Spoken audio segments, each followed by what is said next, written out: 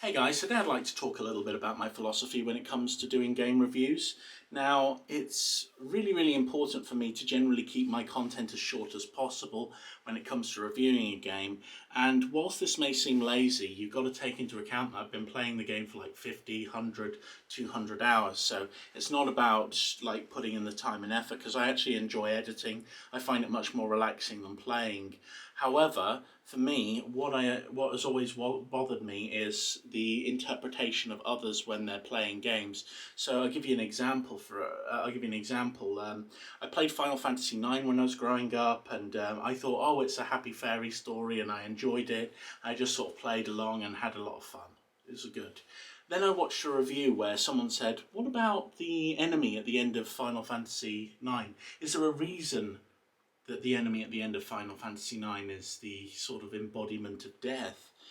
And this video went into great depth on what makes Final Fantasy IX good. I mean, there's this beautiful scene in it where you've got all of these black mages and they're just tumbling out of this airship, just plummeting down. You know, the life snuffed away from them. And as a kid, I was like, "Oh, that's a pretty scene." But when I'm older, I'm looking at Final Fantasy IX and I'm seeing it is all about death. It is about like even though it's a very sort of pretty and sort of happy sort of bobblehead type game, and it's kind of just very enjoyable to sort of play if you're not thinking about that. If you do start thinking about it and you interpret it through the lens of death, and you see these creatures that could have become like Vivi, one of your party members, and they're just, cast into the abyss, their lives snuffed away, and you've got all of the soldiers that have died all over the place. Death is so prominent in the game. It's such a big motivator that it's like it completely changed my interpretation of the game. And whilst I agree wholeheartedly with the person who said that this game is all about death. Yeah, that's true. I believe that that is the way that things are. But when I'm giving a review, I just want to give as basic an outline as I can. I don't want to give too much about the systems and the way things are done, because if I do that, I'm basically I'm polluting the way that another player will see the game. And although in some of my reviews I kind of move a little bit in terms of the way of the pollution, it's like I'd rather steer clear of that, because ultimately when I do a review, it's because I love something enough that I think it's worthy of it. And even the reviews that I've reviewed, like Red Shirt, which I didn't give a high ranking for, um, the reason I didn't give Red Shirt a high ranking was I didn't really talk about it much, was because it made me feel depressed. It's like the worst dating simulator in the entire universe, and that game is literally makes you feel like, it makes you feel really horrible as a person. But at the same time, it was worth playing, and I didn't want to sort of pollute people and say, "Oh, if you play this game, it's going to make you miserable," because it's like you get into a relationship in the game, and although it doesn't make you feel good, when the relationship in the game ends, you just feel like shit. So it's like I didn't want people to just think, "Oh, it's just going to make me feel bad." In many ways, Red Shirt's really good because it gets you off of sites like Facebook and off of these things where all of this stuff doesn't really matter. Social media is trash. It really is. It's like the worst thing in the world. But it's like I want to give people reasons to sort of play the game and sort of experience it.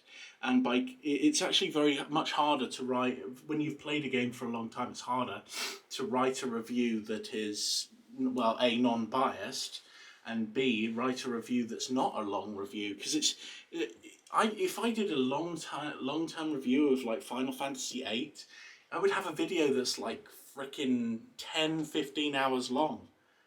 You might think, "Oh, Alex, it's like you couldn't do 15, 20 hours of like Final Fantasy VIII." I mean, I'm pretty sure I could probably do a live stream and talk about it for that amount of time with people. You know, like going through the ideas, the concepts, the characters, going through the junction systems, like which are the best combinations for junctions. You know, it's like, is it better to play the game through? Is it better to upgrade your weapons? Is it better to level up or run away from enemies? How do you card things? How do you do all of this? Which cards are the best? What are the best card combinations for Triple Triad? Like, there's so many things you can talk about with Final Fantasy VIII. Where are all the draw points on the world map? Oh, we've got to go here to get this, get Ultima from this draw point. We've got to go here to get like Quake and to get Aura. And it's like all of this sort of knowledge I could just rattle off for like 50 billion years. But ultimately, for me, when I'm writing a review for something, I'm not just giving them a guide on how to get everything in the game, because that's freaking pointless. I mean, I would love to make some videos on all this stuff, because it's what I find interesting. But it's like, if I'm doing a review, I want people to play, I want them to enjoy. It's like, you know, Planet Base, for example. Planet Base is a beautiful game. It's a really beautiful game. It's a hard game, it's an enjoyable game, you can just have fun with it. There are so many good games out there. At some point I want to do like a Terraformers review and just go through and say, hey, this is why Terraformers is really good. And Terraformers is a great game, by the way. You might think, oh, it's turn-based, oh, it's like tactical and stuff, and there's a lot of different things. And you know what? I will stand here and I will say this to the people who made Terraformers. That game is impossible. Right, you want to win on the maximum difficulty settings, like for the game. That game is impossible. I don't care what anybody says. Even if you've managed to beat the game on impossible, that game is impossible.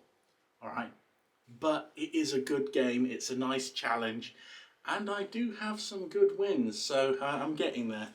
But anyway, yeah, I just think that when creating any content for other people, if you want someone to enjoy something and you want to like give stuff to people, the most important thing should be that you just give them a little teaser of the universe. Don't throw them in with too much of an opinion, and basically just keep things working in a way that they will be able to turn back and say, oh wow, you know, this game looks like it's worth playing, because I think they're worth playing, you know. I mean, I do at some point I want to make videos on how a lot of different things work in games, how systems work, how, because game design is really important for me. I'm even working on building games, but I just want people to experience something beautiful. That's why I make a review. Red Shirt is beautiful in its own way. I gave it a bad review, like I didn't give it maximum points, but it's a beautiful game. And it's like Escape Velocity for me is a beautiful game as well. It's like fantastic. But I've prattled on for way too long. That's basically my 2 cents. Basically, I keep things short because I don't want to pollute the experience for others, because I think that everybody should play games and they should experience these beautiful worlds. But if they experience the worlds only with my own personal interpretation of what the world is, they may be missing something. I mean, for example, at the end of Final Fantasy VIII, people don't understand Ultimecia or where she's from. And my thought is, well, the most important part of Squall is the connection with Griever, and that's the connection with Rinoa, right?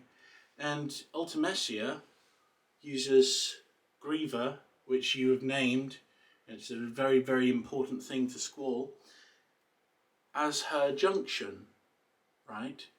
So what I think it is I think Ultimecia is Rinoa, and that Squall died at some point in the future, and she's kind of junctioned like his memories into the GF, because the whole GF memory thing is actually really, really important, because the GF steal memories. Because the GF steal memories, Ultimecia doesn't have any memory apart from this desire to bring everything together in time compression to find Squall, because he's died, I believe, in the future. And that's why Squall and Rinoa and everyone else have to kill Ultimecia, because she's trying to destroy the universe. So we'd never get to that point otherwise. But if I throw that out there to people and say, "Oh, this is the interpretation," then everyone will see it through they'll see it through my lens, and that's just polluting the experience for others. Although I've probably polluted things a little bit because it's impossible to make a review without some form of slant. But I try and keep that as far away from things as possible. Anyway, you have a lovely day. Thanks for joining me, and take it easy. I've got a long day of moving house and I've got a lot to do, so I will catch you later, and hopefully you'll enjoy this and have a lovely day. Bye bye.